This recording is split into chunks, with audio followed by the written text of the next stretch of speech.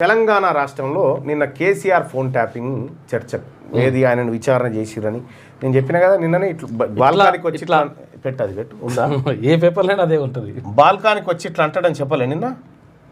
ఇగో బాల్కానికి రావడము ఇట్లా అనడం ఇదంతా సహజంగా జరిగేటువంటి ప్రక్రియనే, ముందస్తు చర్యలో భాగంగా. ఆ వీడియో లేదు. అంత విచారణ అంతా అయిపోతుంది.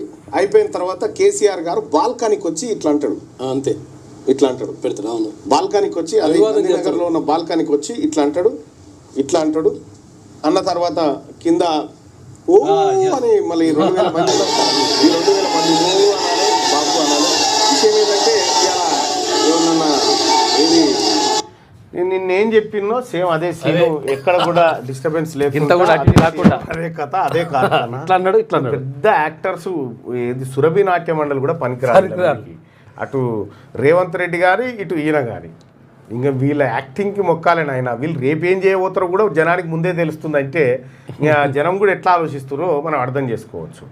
అక్కడ 2000 మందిని తెచ్చిపెట్టారు ముందే రెడీ చేసి తెలంగాణ భవన్ కాక బాధపడతారు. ఎవరు లేకపోతే మళ్ళీ ఇబ్బంది అవుతుంది కానీ ఆడ తెచ్చిపెట్టారు. ఇక బాపు బాపు బాపు అని పొరగాళ్ళు వదిలిపెట్టాలి. ఆ 2000 మందికి ఇంత భోజనాలు మందో ఏమో చేసి పెట్టారు కథం.